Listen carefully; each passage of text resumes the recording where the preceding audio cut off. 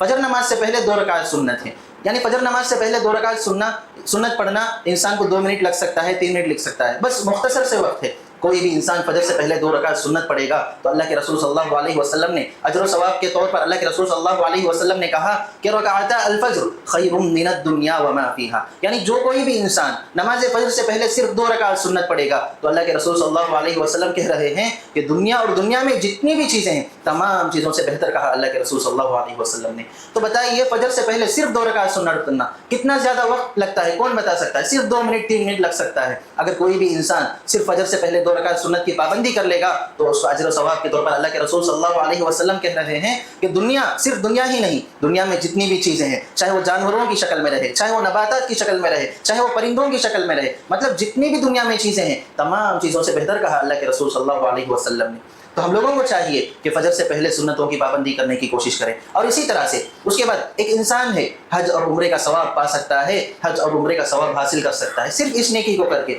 یعنی ایک انسان ہے جو فجر کی نماز پڑھ لیا ہو، فجر کی نماز پڑھنے کے بعد اسی جگہ بیٹھ کر اللہ تعالیٰ کے اذکار میں مشغول رہے، قرآن مجید کی تلاوت میں مشغول رہے، اور اس کے بعد صرف 2 رکعت چاشت کی نماز پڑھ لے گا، صرف 2 رکعت انسان چاشت کی نماز پڑھ لے گا تو اللہ کے رسول صلی اللہ علیہ وسلم بینیفٹ کے طور پر کہہ رہے ہیں کون انسان یہ عمل کر لے گا اس انسان کو حج اور عمرہ کرنے کے برابر ثواب اللہ کے رسول صلی اللہ علیہ وسلم اور اللہ تعالیٰ نے کہا ہے۔ اللہ تعالیٰ اور اللہ کے رسول صلی اللہ علیہ وسلم کا وعدہ ہے یہ کہ کون انسان فجر نماز پڑھے اور فجر نماز کے بعد ذکر و اذکار میں مشغول رہے اور اس کے بعد صرف 2 رکعت نماز پڑھ کے نکلے گا تو حج اور عمرہ کرنے کے برابر ثواب کہا اللہ کے رسول صلی اللہ علیہ وسلم نے۔ وَلْتَكُن مِّنكُمْ أُمَّةٌ يَدْعُونَ إِلَى الْخَيْرِ وَيَأْمُرُونَ بِالْمَعْرُوفِ وَيَنْهَوْنَ عَنِ الْمُنكَرِ وَأُولَئِكَ هُمُ الْمُفْلِحُونَ۔ الحمد لله نحمده ونستعينه ونستغفره ونؤمن به ونتوكل عليه ونعوذ بالله من شرور أنفسنا ومن سيئات أعمالنا، من يهده الله فلا مضل له ومن يضلل فلا هادي له، ونشهد أن لا إله إلا الله وحده لا شريك له، ونشهد أن نبينا ومولانا محمدا عبده ورسوله أرسله بالحق بشيرا ونذيرا وداعيا إلى الله بإذنه وسراجا منيرا، أما بعد فإن خير الحديث كتاب الله وخير الهدي هدي محمد صلى الله عليه وسلم وشر الأمور محدثاتها وكل محدثة بدعة وكل بدعة ضلالة وكل ضلالة في النار، فأعوذ بالله السميع العليم من الشيطان الرجيم من همزه ونفخه ونفثه، بسم الله الرحمن الرحيم، يا أيها الذين آمنوا اتقوا الله حق تقاته ولا تموتن إلا وأنتم مسلمون، يا أيها الذين آمنوا اتقوا الله وقولوا قولا سديدا يصلح لكم أعمالكم ويغفر لكم ذنوبكم ومن يطع الله ورسوله فقد فاز فوزا عظيما، وقال الله تبارك وتعالى في موضع آخر، يا أيها الذين آمنوا اركعوا واسجدوا وافعلوا الخير لعلكم تفلحون۔ حاضرین جمعہ اور پردہ نشین خواتین اسلام، تمام قسم کی تعریفیں اس اللہ رب العزت کے لیے لائق و زیبا ہے جو ہم سب کا تنہا خالق و مالک ہے اور رازق و مدبر ہے، اور درود و سلامتی ہو جناب محمد الرسول اللہ صلی اللہ علیہ وسلم پر جن کی کوششوں اور کاوشوں سے دین اسلامی ہم تک پہنچا۔ حاضرین جمعہ، ابھی میں نے آپ لوگوں کے سامنے خطبہ مسنونہ کے بعد ایک آیت کریمہ کی تلاوت فرمائی جس میں اللہ تبارک و تعالی اہل ایمان سے مخاطب ہو کر کہہ رہا ہے کہ یا ایھا الذین آمنوا ارکعوا، اے ایمان والو تم رکوع کرو، واسجدوا اور سجدہ کرو، وافعلوا الخیر اور اسی طرح سے بھلائی کے کام کرو، لعلکم تفلحون شاید کہ تم سب کامیاب ہو جاؤ گے۔ اس آیت کریمہ میں اللہ تبارک و تعالی پہلے ٹکڑے میں اللہ تبارک و تعالی نماز کی طرف بلا رہا ہے، تو اس آیت کے دوسرے حصے میں اللہ تعالی کہہ رہا ہے کہ وافعلوا الخیر، تم سب اچھے کام کرو، تم سب بھلائی کے کام کرو اور تم سب اعمال صالحہ کرو۔ جب بھلائی کے کام، نیکی کے کام، اعمال صالحہ انسان کرے گا تو کیا پھل ملے گا، کیا فائدہ رہے گا؟ آگے اللہ تعالیٰ کہہ رہا ہے کہ لعلکم تفلحون، اگر انسان زندگی میں کامیاب ہونا چاہتا ہے، اگر انسان اخروی زندگی میں کامیاب ہونا چاہتا ہے تو اس کے لیے ضروری ہے کہ وہ اعمال صالحہ کرے، اس کے لیے ضروری ہے کہ وہ نیک اعمال کرے۔ نیک اعمال کتنے ہیں کوئی انسان کے گن کر بتا سکتا ہے؟ اس دنیا میں کتنے زیادہ نیک اعمال ہیں، کتنے نیک اعمال ہیں؟ کوئی بھی انسان ہرگز اس کو شمار نہیں کر سکتا، کوئی بھی انسان ہرگز اس کو گن کر نہیں بتا سکتا۔ مطلب یہ ہوا کہ اس دنیا میں نیک اعمال اللہ تعالیٰ نے بہت سارے رکھ دیے ہیں۔ مثال کے طور پر نماز پڑھنا یہ بھی نیک اعمال میں شمار ہے، زکوٰۃ ادا کرنا یہ بھی اعمال صالحہ میں اس کا شمار ہوتا ہے، اور اسی طرح سے صدقہ و خیرات کرنا، اور اسی طرح سے بھلا جتنے بھی چیزیں ہیں اللہ تبارک و تعالیٰ جن ہمارے کام سے جو بھی کام ہم کرتے ہیں اس سے اگر اللہ تعالیٰ راضی ہو جائے، اس سے اگر اللہ تعالیٰ خوش ہو جائے، وہ سارے اعمال وہ سارے کام نیک اعمال شمار کیے جائیں گے، نیک کام میں شمار کیا جائے گا۔ تو مطلب یہ ہوا کہ کوئی بھی انسان نیک اعمال کو ہرگز شمار نہیں کر سکتا، گن کر نہیں بتا سکتا۔ کچھ نیک اعمال بہت زیادہ ہوتے ہیں، کچھ نیک اعمال کم ہوتے ہیں، یعنی وہ وقت میں کرنے کے اعتبار سے کچھ زیادہ وقت طلب ہوتا ہے، اور کوئی نیک اعمال کرنے میں وقت کم درکار ہوتا ہے۔ انشاءاللہ آج میں آپ لوگوں کے سامنے کچھ نیک اعمال ایسے ہیں جن کو کرنے میں کم وقت لگتا ہے، لیکن ثواب کے اعتبار سے اللہ تبارک و تعالیٰ کے پاس بہت زیادہ ہے۔ انشاءاللہ آپ لوگوں کے سامنے بتانے کی کوشش کروں گا۔ سب سے پہلی بات تو یہ کہ انسان کو چاہے وہ چھوٹی نیکی رہے چاہے وہ بڑی نیکی رہے، انسان کو کبھی نیکی کو حقیر نہیں سمجھنا چاہیے۔ پہلی بات تو یہ کہ انسان کبھی کسی بھی نیکی کو حقیر نہ سمجھیں، اور اسی طرح سے کسی بھی نیکی کو چھوٹی یا بڑی اس طرح سے ہرگز کوئی بھی انسان گمان نہ کرے، کوئی بھی انسان اس طرح سے نہ سوچیں۔ اللہ کے رسول صلی اللہ علیہ وسلم نے کہا کہ لا تحقرن من المعروف شیئا، یعنی انسان ہرگز کسی بھی نیکی کو، کسی بھی اعمال صالحہ کو کبھی حقیر نہیں سمجھنا چاہیے، کبھی چھوٹی نہ سمجھے۔ لا تحقرن من المعروف شیئا ولو ان تلقى اخاك بوجه طليق، گرچہ کی نیکی سامنے والے کو دیکھ کر مسکرانا ہی صحیح، گرچہ کہ ایسی نیکی جو ایک بھائی ہے سامنے والے بھائی کو دیکھ کر اگر مسکراتا ہے، اس کا ہنسنا یہ بھی باقاعدہ طور پر اسلام میں نیکی شمار کیا جائے گا، باقاعدہ اس کا بھی نیکی شمار کیا جائے گا اسلام میں۔ یعنی مطلب یہ ہوا کہ ہنسنا ہر انسان آسانی سے ہنس سکتا ہے، ہر انسان سامنے والے کو دیکھ کر ہنسنا یہ دوسرے انسان کے لیے کوئی مشکل کی بات نہیں، کوئی بعید کی بات نہیں، آرام سے ہنس سکتا ہے، یہ بھی باقاعدہ طور پر دین اسلام میں نیکی شمار کیا جاتا ہے۔ اللہ کے رسول صلی اللہ علیہ وسلم نے کہا کہ تبسم فی وجہ اخیک صدقہ، یعنی اپنے بھائی کو دیکھ کر مسکرانا یا پھر سامنے والے کو ہنسانا، باقاعدہ طور پر اسلام میں اس کو بھی اجر و ثواب ملتا ہے اگر کوئی انسان سامنے والے کو دیکھ کر ہنستا ہے۔ سامنے والے کو دیکھ کر ہنسنے کا کیا مطلب ہے؟ اس کی برائیوں کو دیکھ کر ہنسنا نہیں، اس کی غلطیوں کو دیکھ کر ہنسنا نہیں، بلکہ کوئی انسان دوسرے انسان کو جا کر سلام کرتا ہے، سلام کرتے وقت خالی اس کا ہنس کر ملنا، سلام مسکرا کر ملنا، یہ بھی دین اسلام میں نیکی کی شمار کیا جاتا ہے۔ یعنی دیکھیے ہنسنا یہ بہت کم وقت طلب ہوتا ہے، بہت آرام سے انسان ہنس سکتا ہے، ہنسنے کے لیے بہت کم ٹائم ہوتا ہے، لیکن اگر انسان ہنسے گا تو باقاعدہ طور پر اللہ تبارک و تعالیٰ کے پاس اس انسان کو اجر و ثواب ملے گا۔ اسی طرح سے ہنسنے کی وجہ سے انسان کے اندر جو کینہ کپٹ ہوتی ہے، انسان کے اندر جو انانیت، انسان کے اندر جو غرور، سب چیزیں ہوتی ہیں، اگر کوئی انسان دوسرے انسان کو دیکھ کر ہنستا ہے تو اس کے اندر غرور نہیں رہے گا، اس کے اندر تکبر نہیں رہے گا، اس کے اندر انانیت نہیں رہے گا، یہ سب جو بھی بری صفت ہیں وہ بری صفت سے انسان پاک رہے گا۔ تو مطلب یہ ہوا کہ چھوٹی نیکی، بس کسی سامنے کو دیکھ کر، کسی انسان کو دیکھ کر ہنسنا یہ چھوٹی سی نیکی ہے، انسان دیکھ کر ہنسے گا تو باقاعدہ طور پر اللہ تعالیٰ کے پاس اجر و ثواب کا مستحق رہے گا۔ اور اسی طرح سے ایک دوسری نیکی انشاءاللہ فجر سے شروع، انسان جب سو کر اٹھتا ہے سب سے شروع کرتے ہیں، فجر نماز سے پہلے 2 رکعت سنت ہے، یعنی فجر نماز سے پہلے 2 رکعت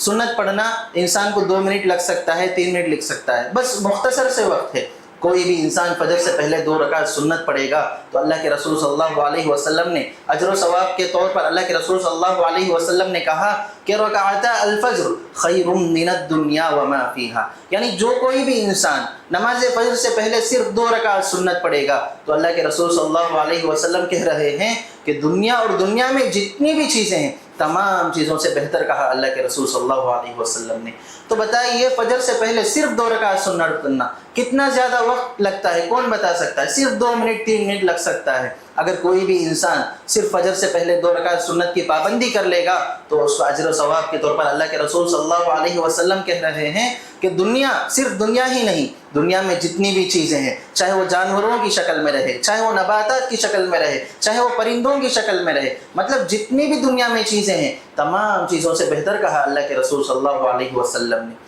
तो हम लोगों को चाहिए कि फजर से पहले सुन्नतों की पाबंदी करने की कोशिश करें। और इसी तरह से उसके बाद एक इंसान है हज और उम्रे का सवाब पा सकता है, हज और उम्रे का सवाब हासिल कर सकता है सिर्फ इस नेकी को करके। यानी एक इंसान है जो फजर की नमाज़ पढ़ लिया हो, फजर की नमाज़ पढ़ने के बाद उसी जगह बैठकर अल्लाह ताला के अज़कार में मशगूल रहे, कुरान मजीद की तिलावत में मशगूल रहे और उसके बाद सिर्फ 2 रकात चाश की नमाज़ पढ़ लेगा, सिर्फ 2 रकात इंसान चाश की नमाज़ पढ़ लेगा तो अल्लाह के रसूल सल्लल्लाहु अलैहि वसल्लम बेनिफिट के तौर पर कह रहे हैं कौन इंसान ये अमल कर लेगा उस इंसान को हज और उम्रा करने के बराबर सवाब अल्लाह के रसूल सल्लल्लाहु अलैहि वसल्लम और अल्लाह ताला ने कहा है। अल्लाह ताला और अल्लाह के रसूल सल्लल्लाहु अलैहि वसल्लम का वादा है ये कि कौन इंसान फजर नमाज पढ़े और फजर नमाज के बाद ज़िक्र अस्कार में मशगूल रहे और उसके बाद सिर्फ 2 रकात नमाज पढ़ के निकलेगा तो हज और उम्रा करने के बराबर सवाब कहा अल्लाह के रसूल सल्लल्लाहु अलैहि वसल्लम ने। इस ज़माने में हज और उम्रा करना कोई मामूली सी चीज़ नहीं है। इंसान अपने आप को थकाना पड़ता है,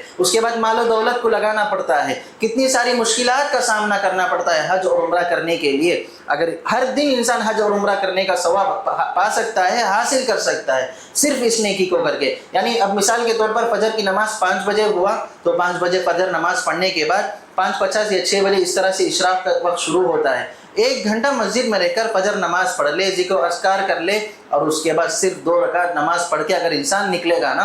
तो आराम से हज और उम्रा का सवाब पा सकता है, हासिल कर सकता है। देखिए अल्लाह ताला के लिए क्या हम 1 घंटा सवा घंटा नहीं निकाल सकते? दूसरों के लिए बहुत सारा वक्त इंतज़ार करते हैं, दूसरों के लिए वेट करते हैं, बहुत सारे घंटे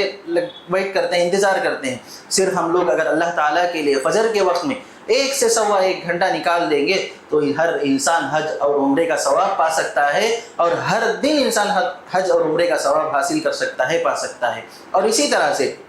एक इंसान है फजर की नमाज अदा करने के बाद घर चला गया और उसके बाद इशराक की नमाज अगर 2 रकात नमाज पढ़ लेगा तो उस इंसान के जिस्म में तो जो 360 जोड़ है, आज़ा है, जो 360 जोड़ है, हर दिन इंसान को सदका करना वाजिब होता है 360 जोड़ का। अगर इंसान फजर की नमाज के बाद सिर्फ इशराक की नमाज पढ़ लेगा तो 360 जो जोड़ है इंसान के अंदर सदका करने के बराबर सवाब अल्लाह ताला उसको नवाजेगा, अल्लाह ताला अता करेगा। तो मामूली सी नेकियां हैं, मामूली यानी कम वक्त लगता है इन कामों को करने में। तो हम लोगों को चाहिए कि इशराक की नमाज की पाबंदी करने की कोशिश करें। और इसी तरह से एक तीसरा काम है, एक तीसरी नेकी है इंसान की मोमिन की नमाज जनाजा में शिरकत करना। अब एक मोमिन है, कोई इंसान इंतकाल हो गया, नमाज जनाजा उसकी अदा करनी है। एक इंसान, अल्लाह के रसूल सल्लल्लाहु अलैहि वसल्लम ने कहा कि जो इंसान दूसरे मुसलमान की नमाज जनाजा में शिरकत करेगा, नमाज जनाजा में शिरकत करने के बाद कब्रिस्तान में तदफीन तक अगर वो इंसान रहेगा तो उसको अल्लाह के रसूल सल्लल्लाहु अलैहि वसल्लम ने कहा कि 2 क़ीरात के बराबर सवाब मिलेगा, 2 क़ीरात के बराबर सवाब मिलेगा। अल्लाह के रसूल सल्लल्लाहु अलैहि वसल्लम से पूछा गया कि क़ीरात का क्या मतलब है? अल्लाह के रसूल सल्लल्लाहु अलैहि वसल्लम ने कहा कि मिस्लल जबलैनिल अज़ीमैन, यानी 2 अजीम पहाड़ के बराबर अल्लाह ताला उसको सवाब से नवाजेगा। मतलब क्या हुआ? अगर कोई इंसान है सिर्फ अगर नमाज जनाजा में शरीक रहा, मस्जिद में ऐलान हुआ कि नमाज जनाजा अदा होने वाली है नमाज के बाद, तो सिर्फ इंसान नमाज जनाजा पढ़ लेगा तो उसको 1 क़ीरात के बराबर सवाब मिलेगा। अल्लाह अकबर। 1 क़ीरात का क्या मतलब है? ओहद पहाड़ जितना बड़ा है उसके हिसाब से अल्लाह तबारक व तआला उस इंसान को अजर व सवाब से नवाजेगा। अगर वही इंसान तदफीन में भी शरीक रहा तो 2 ओहद पहाड़ के बराबर उस इंसान को अल्लाह ताला सवाब से नवाजेगा। अफसोस की बात है, बाकायदा तौर पर मसाजिद में जनाजा आ चुका होता है। मिसाल के तौर पर ज़ोहर की नमाज में के बाद जनाजे की नमाज बाकायदा ऐलान किया जाता है, पर लोग क्या करते हैं, नमाज पढ़ने के बजाय, नमाज जनाजा पढ़ने के बजाय जैसे ही नमाज हो जाती है ऐलान करने के बावजूद मस्जिद से चले जाते हैं। सिर्फ नमाज जनाजा पढ़ने में इंसान को 1 से मिनट 2 मिनट 3 ज़्यादा से ज़्यादा अगर समझ ले तो सिर्फ 3 मिनट लग सकता है। क्या सिर्फ 3 मिनट अगर इंसान अल्लाह ताला के यहाँ सर्व करेगा तो कितनी बड़ी सवाब, कितना बड़ा अजर व सवाब कमा सकता है इंसान। یعنی نماز کے بعد اعلان کیا جاتا ہے تو ہم لوگوں کو چاہیے کہ نماز جنازہ کا اگر اعلان کریں گے تو نماز جنازہ پڑھ کر جانے کی کوشش کریں. ایک قرات کے برابر تو ثواب مل جائے گا نا, ایک پہاڑ کے برابر تو ثواب مل جائے گا. ہاں اگر اس انسان کے پاس اور زیادہ وقت رہے تو تدفین میں بھی شریک رہے, صرف قبرستان جائے بس وہ انسان, تو اس کو اللہ تبارک و تعالیٰ اور ایک ثواب 2 قیرات کے برابر اللہ کے رسول صلی اللہ علیہ وسلم نے, اور اللہ تعالیٰ کا وعدہ ہے کہ 2 قیرات کے برابر اس انسان کو ثواب ملے گا. اللہ اکبر. کتنا کم وقت لگتا ہے اس نیکی کو کرنے میں. نماز جنازہ پڑھنے میں زیادہ سے زیادہ 3 منٹ لگ سکتا ہے, اور اسی طرح سے تدفین میں شریک ہونے میں زیادہ سے زیادہ 15 منٹ لگ سکتا ہے. دیکھیے کسی بھی نیکی کو ہم لوگوں کو معمولی نہیں سمجھنا چاہیے. نیکی کے کام کرنے میں جلد اور آگے بڑھ کر انسان کو کرنا چاہیے. اور اسی طرح سے ایک اور دوسری نیکی ہے سید الاستغفار, یعنی اس کے بعد ذکر و اذکار کی نیکیاں. اب مثال کے طور پر اللہ کے رسول صلی اللہ علیہ وسلم نے کہا کہ جو بھی انسان سید الاستغفار کی صبح پابندی کرے گا, شام پابندی کرے گا, اللہ کے رسول صلی اللہ علیہ وسلم کہہ رہے ہیں کہ کوئی بھی انسان صبح کے وقت سید الاستغفار پڑھ لے اور شام سے پہلے انتقال ہو جائے تو اللہ کے رسول صلی اللہ علیہ وسلم نے کہا کہ اس انسان کو جنت کی بشارت سنا دی گئی. اور دوسرا انسان ہے جو شام کے وقت سید الاستغفار پڑھ لے اور صبح سے پہلے انتقال ہو جائے تو اللہ کے رسول صلی اللہ علیہ وسلم نے جنت کی بشارت سنائی, جنت کی خوشخبری سنائی. اللہ اکبر. سید الاستغفار پڑھنے میں انسان کو زیادہ سے زیادہ 1 منٹ لگ سکتا ہے, زیادہ سے زیادہ 2 منٹ لگ سکتا ہے. بس انسان کو چاہیے کہ صبح شام سید الاستغفار کی پابندی کر لیں, دعا کی پابندی کر لیں اور جنت کے مستحق بن جائیں. انسان اللہ تعالیٰ کی نیکیاں کرتا ہے تو اسی جنت کو حاصل کرنے کے لیے, انسان نے اعمال صالحہ کرتا ہے تو اسی جنت کو حاصل کرنے کے لیے. انسان 20 سال 30 سال 40 سال 50 سال اللہ تعالیٰ نے جتنی بھی زندگی میسر کی ہے اس انسان کے حق میں, ساری نیکیاں اسی جنت کو حاصل کرنے کے لیے, اللہ تعالیٰ کو خوش کرنے کے لیے ہی تو کرتا ہے. ان آسان سے آسان نیکیوں کو کر کے اللہ تعالیٰ کی بنائی ہوئی جنت کا مستحق حقدار بن سکتا ہے. تو ہمیں چاہیے کہ سید الاستغفار کی پابندی صبح شام کرنے کی کوشش کرنی چاہیے. اور اسی طرح سے ایک اور دعا ہے اللہ کے رسول صلی اللہ علیہ وسلم کی تعریف میں, ایک اور دعا ہے اللہ کے رسول صلی اللہ علیہ ایک مرتبہ یہ ہوا کہ مکے میں جویریہ رضی اللہ عنہ ایک مرتبہ فجر کی نماز کے بعد سے اشراق کی نماز تک ذکر و اذکار میں مشغول تھی. اللہ کے رسول صلی اللہ علیہ وسلم کا گزر ان کے پاس سے ہوا تو اللہ کے رسول صلی اللہ علیہ وسلم ایک دعا پڑھ کر جا رہے تھے. پھر دوبارہ ان کے پاس سے ریٹرن آئے مسجد نبوی کو, جویریہ رضی اللہ عنہ سے اللہ کے رسول صلی اللہ علیہ وسلم نے پوچھا کہ تم کیا کر رہے ہو, کیا ذکر پڑھ رہے ہو؟ تو جویریہ رضی اللہ عنہ نے کہا کہ میں فلاں ذکر کر رہی تھی. آگے اللہ کے رسول صلی اللہ علیہ وسلم نے کہا کہ میں تمہارے پاس سے گزرتے ہوئے پھر ریٹرن آتے ہوئے صرف 3 مرتبہ یہ ذکر پڑھی تھی, صرف 3 مرتبہ یہ اذکار پڑھی تھی. تو 3 مرتبہ یہ اذکار پڑھنا تمہارے 1 گھنٹے میں جو اذکار پڑھے اس سے زیادہ بہتر کہا اللہ کے رسول صلی اللہ علیہ وسلم نے. پھر جویریہ رضی اللہ عنہ نے پوچھا کہ وہ کیا اذکار ہے, وہ کیا ذکر ہے؟ تو آگے اللہ کے رسول صلی اللہ علیہ وسلم نے اللہ کی حمد بیان کرتے ہوئے کہا کہ سبحان اللہ و بحمدہ عدد خلقہ ورضا نفسہ وزینت عرشہ ومداد کلماتہ. اس دعا کو پڑھنے میں انسان کو زیادہ سے زیادہ 20 سیکنڈ لگ سکتا ہے. اگر کوئی بھی انسان اس دعا کو پڑھے گا تو تمام اذکار میں یہ اذکار زیادہ بھاری رہے گا. اس کا مطلب کیا ہوا؟ سبحان اللہ, اللہ تعالیٰ کی ذات پاک ہے, وبحمدہ اور اس کی حمد بیان کرتا ہوں, عدد خلقہ یعنی اللہ تعالیٰ کی مخلوقات جتنے بھی ہیں اس کے برابر میں اللہ تعالیٰ کی حمد اور ثنا بیان کرتا ہوں. کون انسان اللہ تعالیٰ کی مخلوق کو گن سکتا ہے؟ اس دنیا میں کتنی اللہ تعالیٰ کی مخلوقات ہیں, کوئی بھی انسان اس کو شمار نہیں کر سکتا, اس کو گن نہیں سکتا. تو انسان یہ اعتراف کرتا ہے, یہ بتاتا ہے کہ اللہ تعالیٰ کی تعریف اور حمد میں اس قدر بیان کرتا ہوں کہ اس دنیا میں جتنی بھی اللہ تعالیٰ کی مخلوقات ہیں اس سے زیادہ میں اللہ تعالیٰ کی حمد اور تعریف بیان کرتا ہوں. عدد خلقہ ورضا نفسہ وزینت عرشہ اور اسی طرح سے اللہ تعالیٰ کے عرش کے وزن کے برابر میں اللہ تعالیٰ کی حمد اور تعریف بیان کرتا ہوں. کون انسان اللہ تعالیٰ کے عرش کو وزن کر سکتا ہے؟ کون انسان اللہ تعالیٰ کا عرش کتنا ہے کون انسان بتا سکتا ہے؟ کوئی بھی انسان نہیں بتا سکتا. تو مطلب یہ ہوا کہ اس کا بھی اعتراف کرتا ہے کہ اللہ تعالیٰ کے عرش کے وزن کے برابر اس سے زیادہ میں اللہ تعالیٰ کی حمد اور تعریف بیان کرتا ہوں. وزینت عرشہ ومداد کلماتہ اور اسی طرح سے اللہ تعالیٰ کی تعریف لکھنے میں جتنا بھی میں لکھتے جاؤں اس کے برابر اللہ تعالیٰ کی حمد اور تعریف بیان کرتا ہوں. آگے اللہ کے رسول صلی اللہ علیہ وسلم نے کہا کہ اللہ تعالیٰ کی حمد اور تعریف اتنی زیادہ ہے کہ انسان جہاڑ کو قلم بنا لے اور اسی طرح سے سمندر کے پانی کو اگر انک بنا لے تو انسان لکھتا جائے گا کبھی ختم نہیں ہوگا. اس قدر اللہ تعالیٰ کی زیادہ تعریف ہے، اللہ تعالیٰ اس قدر زیادہ پاک ہے۔ تو اس دعا میں ان تمام چیزوں کا اعتراف انسان کرتا ہے۔ کتنا عظیم دعا ہے، کتنا عظیم استغفار ہے یہ، تو انسان کو چاہیے کہ ان اذکار کی بھی پابندی کرے۔ اور اسی طرح سے ایک اور اذکار، ایک اور ذکر ہے کہ انسان رات میں سو جانے کے بعد اگر اس کی نیند اچانک سے ہوشیار ہو جائے تو اس موقع پر صرف ایک دعا کہا، اللہ کے رسول صلی اللہ علیہ وسلم نے اس دعا کو پڑھ کر انسان اللہ سے مناجات کرے گا، دعائیں کرے گا، اپنی پریشانیوں کو اللہ کے سامنے رکھے گا تو اس کی اپنی انسان کی پریشانی، اللہ پوری پریشانی دور کر دے گا۔ اللہ کے رسول صلی اللہ علیہ وسلم نے یہ دعا پڑھی، یہ دعا سکھلائی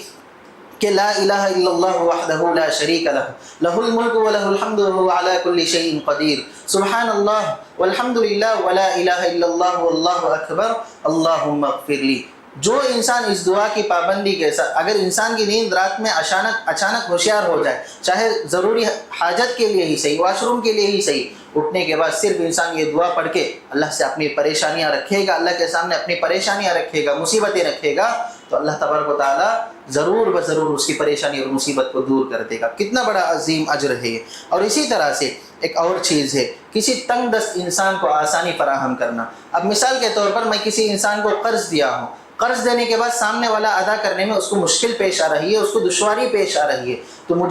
مجھے چاہیے کہ میں اس کو کم سے کم، اگر میرے پاس زیادہ پیسے ہیں تو زیادہ یہ ہوگا کہ اس کو معاف کر دیں۔ اگر میرے پاس پیسے نہیں ہے، سامنے والا دے سکتا ہے، تو کم سے کم سامنے والے کو مہلت دینے کی کوشش کرے، کچھ ٹائم دینے کی کوشش کرے۔ مطلب یہ کہ اگر کوئی انسان تنگ دست انسان کو آسانی فراہم کرے گا تو اللہ کے رسول صلی اللہ علیہ وسلم اور اللہ تعالیٰ کہہ رہا ہے کہ اس کو جنت کی خوشخبری سنائی گئی، جنت کی بشارت سنائی گئی۔ ایک انسان کے بارے میں اللہ کے رسول صلی اللہ علیہ وسلم نے کہا کہ ایک انسان کی نیکیاں کوئی زیادہ نہیں ہے، صرف اس کی ایک نیکی تھی، جب بھی کسی انسان کو قرض دیتا، سامنے والے کو ادا کرنے میں زیادہ تکلیف ہوتی تو کم سے کم اس کو زیادہ ٹائم دیتا، یا نہیں تو اس قرض کو معاف کر دیتا۔ یہ ادا اللہ تعالیٰ کو بہت زیادہ پسند آئی، اور قیامت کے دن اللہ تعالیٰ کہے گا کہ تو میرے بندے کے ساتھ آسانی فراہم کرتا تھا، میں تیرے ساتھ آسانی فراہم کروں گا، چلو جنت میں جائیں۔ کتنی معمولی سی نیکی ہے، کم سے کم قرض تبھی لینا ہی نہیں، کم سے کم انسان مہلت دے گا، ٹائم دے گا، تو اس کی وجہ سے بھی اللہ تعالیٰ کی جنت بنائی ہوئی، اللہ تعالیٰ کی جنت کے مستحق ہم لوگ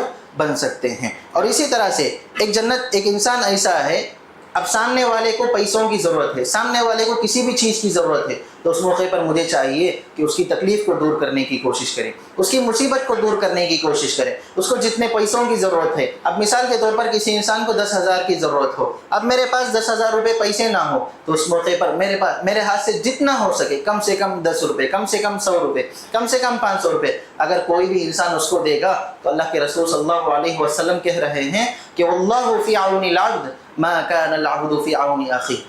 یعنی اللہ تعالیٰ اس بندے کی مدد میں اس طرح رہتا ہے، اس وقت تک رہتا ہے جب تک کہ وہ انسان لوگوں کی مدد کرتا رہتا ہے۔ مطلب یہ ہوا کہ اگر انسان لوگوں کی مدد کرتا رہے گا، لوگوں کے ساتھ خیر خواہی کرے گا، لوگوں کی تکلیف میں ساتھ دے گا، تو اللہ تبارک و تعالیٰ بھی ضرور ہماری تکلیف میں، ہماری مصیبتوں میں اللہ تعالیٰ کام آئے گا۔ مطلب یہ ہوا کہ اگر کسی بھی انسان کو 5,000 روپے کی ضرورت، ہمارے سے جتنا ہو سکے، کم سے کم 10 روپے ہی صحیح، ہم لوگوں کو 10 روپے یا پھر 1 روپے یا پھر 5 روپے کم پیسے لگ سکتا ہے، وہی جو ضرورت مند انسان ہے وہی 10 روپے، وہی 20 روپے اس انسان کو پیسہ زیادہ معنی رکھتا ہے، وہی وہ 10-20 روپے اس انسان کے پاس زیادہ اہمیت والی چیز ہوتی ہے۔ تو ہمیں چاہیے کہ لوگوں کی مدد کرنی چاہیے، ہر اعتبار سے لوگوں کی مدد کرنی چاہیے۔ اب مثال کے طور پر ہم لوگ چل کر جا رہے ہوں، سامنے والا بھوکا ہے، تو ہم لوگوں کو چاہیے کم سے کم اس کو ایک چیز لے کر دینے کی کوشش کریں۔ اور اسی طرح سے ہم لوگ چل کر جا رہے ہوں، سامنے والے کے کپڑے پھٹے پرانے ہوں، تو اس موقع پر ہمیں چاہیے کہ اس کو کپڑے سامنے آ جائیں، تھوڑا سا جگہ باقی تھا جی۔ تو ہم لوگوں کو چاہیے کہ لوگوں کی مدد کریں۔ اور اسی طرح سے ایک اور چیز ہے، اللہ کے رسول صلی اللہ علیہ وسلم نے کہا ایک انسان ہے، بیمار انسان ہے، ایک انسان کو بیماری لاحق ہو گئی، ایک انسان کو بخار یا پھر سر درد کوئی بھی بیماری لاحق ہو جائے تو اس کو صبر کرنا چاہیے، اس بیماری پر صبر کرنا چاہیے انسان کو۔ صبر کرنے کے بجائے انسان یہ نہیں کہنا کہ اللہ تعالیٰ مجھے ہی کیوں بیماری دیا ہے، اللہ تعالیٰ مجھے ہی کیوں بیماری دیا ہے، اس کو کیوں بیماری نہیں دیا، اللہ تعالیٰ مجھے ہی کیوں زیادہ بیماری دے رہا ہے، بیماری نازل، اس طرح سے کسی بھی انسان کو نہیں کہنا چاہیے۔ کیوں معلوم ہے، ایک انسان ہے، کسی انسان کو بیماری آتی ہے تو بیماری آنے کی وجہ اللہ کے رسول صلی اللہ علیہ وسلم اور اللہ تعالیٰ کہہ رہا ہے کہ اس کو بیماری آنے کی وجہ سے، اس کے ذریعے سے، بیماری کے ذریعے سے اللہ تعالیٰ اس کے گناہوں کی بخشش کر رہا ہے۔ اب مثال کے طور پر کسی انسان بخار میں مبتلا ہوا تو وہی بخار اس انسان کے گناہوں کی بخشش کا ذریعہ بنتی ہے۔ اللہ کے رسول صلی اللہ علیہ وسلم کے زمانے میں ایک صحابیہ کو بخار آیا تھا، سر درد آیا تھا، تو اس موقع پر بخار اور سر درد کو وہ صحابیہ گالی دینے لگی، تو اس موقع پر اللہ کے رسول صلی اللہ علیہ وسلم نے کہا تم بیماری کو، بخار کو، سر درد کو گالی ہرگز مت دو، اس لیے کہ یہی بخار، یہی بیماریاں ہماری گناہوں کی بخشش کا ذریعہ بنتی ہیں۔ کتنی بڑی بات ہے کہ ہم لوگوں کے گناہ بخش دیے جائیں اور اللہ تعالی ہمارے اعمال سے خوش ہو جائے، کتنی بڑی بات ہے، کتنی سعادت مندی کی بات ہے۔ ہر انسان بیماری سے چھٹکارے کے بجائے ہر انسان یہ چاہے گا کہ اللہ تعالیٰ مجھے بیماری دیں اور میرے تمام گناہ یہیں دنیا میں بخش دیے جائیں، اور آخرت میں اللہ تعالیٰ کے پاس، اللہ تعالیٰ سے جب جا کر ملوں گا، اللہ تعالیٰ سے جب جا کر چہرہ ملاؤں گا تو سارے گناہ سے میں پاک ہو کر ملوں۔ کتنی زیادہ خوش قسمتی کی بات ہے، کتنی زیادہ سعادت مندی کی بات ہے۔ تو ہمیں چاہیے کہ اللہ تعالیٰ جب انسان کو مصیبت دیتا ہے، جب انسان کو بیماری کی شکل میں آزمائش ہوتی ہے تو اس پر صبر کرنا چاہیے، صبر کرنے کے بجائے انسان گالیاں نہیں دینا چاہیے، اس طرح سے الفاظ، غلط سلط الفاظ کبھی انسان کو استعمال نہیں کرنا چاہیے۔ اور اسی طرح سے ایک اور نیکی ہے، اب مثال کے طور پر انسان قرآن پڑھتا ہے، ایک حرف قرآن میں کا ایک حرف پڑھنے پر انسان کو 10 نیکیاں ملتی ہیں۔ اب مثال کے طور پر انسان صرف الف کہے گا تو 10 نیکیاں ملے گی، با کہے گا تو 20 نیکیاں نہیں ملے گی۔ اس طرح سے اگر انسان صرف اعوذ باللہ من الشیطان الرجیم صرف ایک ورڈ پڑھ لے گا تو اس میں ٹوٹل 25 ورڈز ہیں، 25 الفاظ ہیں، تو اس اعتبار سے 250 نیکیاں اس انسان کو ملیں گی۔ صرف انسان اعوذ باللہ من الشیطان الرجیم پڑھے گا تو اس طرح سے ذرا دیکھیے، اگر کوئی بھی انسان صرف ایک دن میں آدھا پیج، ہاف پیج یا پھر ایک پیج کی بھی اگر پابندی کر لے گا تو کتنا زیادہ نیکیاں کما سکتا ہے، کتنا زیادہ اجر و ثواب کما سکتا ہے، ذرا انسان سوچ کر دیکھنا چاہیے۔ ہم لوگوں کو چاہیے قرآن پڑھنے کی اللہ تبارک و تعالیٰ کے پاس بہت زیادہ اجر و ثواب ہے۔ کیوں اجر و ثواب ہے؟ نازل ہوئی اللہ کے رسول صلی اللہ علیہ وسلم پر، وہ کتاب کس کی؟ اللہ تعالیٰ کی کتاب ہے۔ جب ہم لوگ اس قرآن مجید کی تلاوت کی پابندی کریں گے تو اللہ تبارک و تعالیٰ ہم لوگوں کو اجر و ثواب سے نوازے گا۔ لیکن افسوس کی بات ہے کہ ہم لوگ جیسے ہی رمضان کا مہینہ آتا ہے صرف اسی موقع پر قرآن پڑھنے کی کوشش کرتے ہیں۔ ہمیں چاہیے کہ ہر دن کم سے کم، زیادہ نہ صحیح، ہاف پیج، ایک پیج پڑھ کر ہی ہمارا معمول ہونا چاہیے زندگی میں۔ اور اسی طرح سے ایک اور نیکی ہے، اگر کوئی بھی انسان دن میں 12 رکعت سنت پڑھے گا، کوئی بھی انسان اگر صرف دن میں 12 رکعت سنت پڑھے گا تو اللہ کے رسول صلی اللہ علیہ وسلم اس کے بینیفٹ کے طور پر کہہ رہے ہیں کہ اللہ تبارک و تعالیٰ اس انسان کو جنت میں محل کی خوشخبری سنائیے۔ اللہ اکبر! صرف انسان 12 رکعت سنت پڑھ لے گا تو اللہ تعالیٰ دنیا میں محل نہیں بلکہ جنت میں اللہ تعالیٰ محل بناتا ہے۔ ہم انسان دنیا میں صرف گھر بنانے کے لیے کتنی مشکلات کا سامنا کرنا پڑتا ہے، محل بنانا تو دور کی بات، گھر بنانے کے لیے انسان زندگی بھر کوششیں کرتا ہے، زندگی بھر پیسے جمع کر ہی گھر انسان بناتا ہے۔ تو ہر انسان ہر دن جنت میں محل بنا سکتا ہے، اپنا ایک جگہ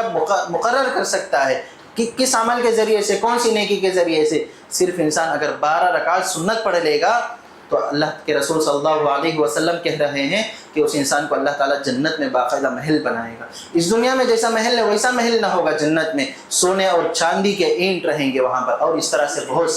بہت اچھے محل رہیں گے۔ اور اسی طرح سے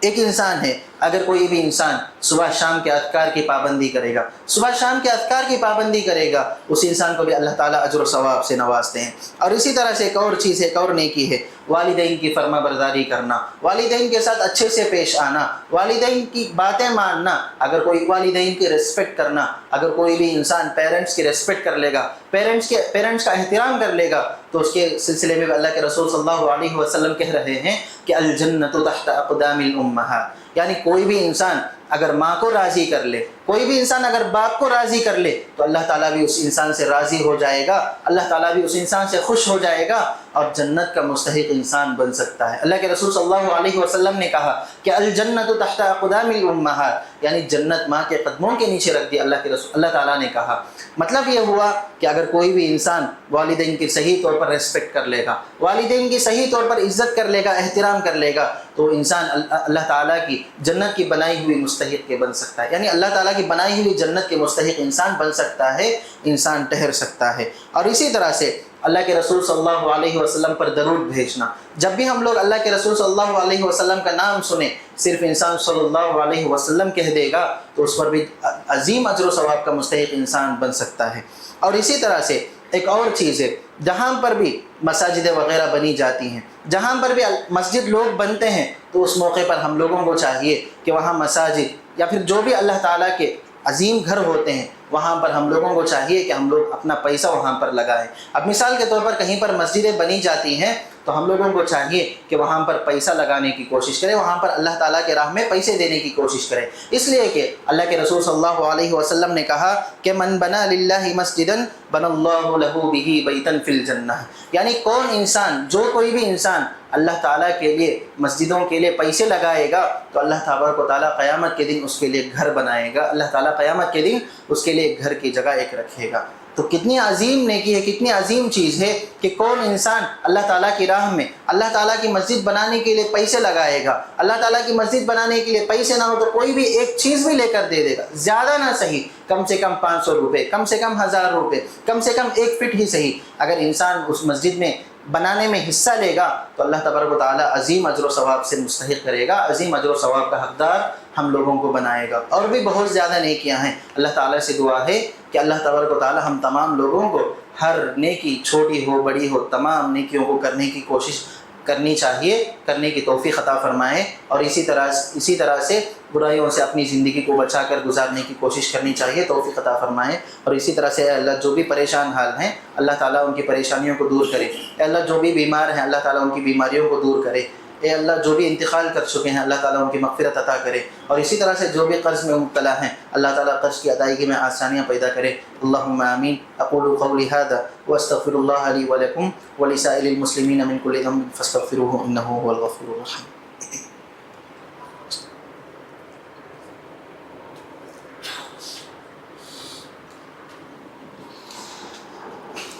الحمد لله نحمده ونستعينه ونستغفره ونؤمن به ونتوكل عليه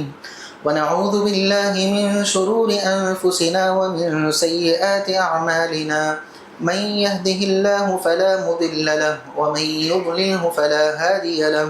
ونشهد أن لا إله إلا الله وحده لا شريك له، ونشهد أن نبينا ومولانا محمدا عبده ورسوله.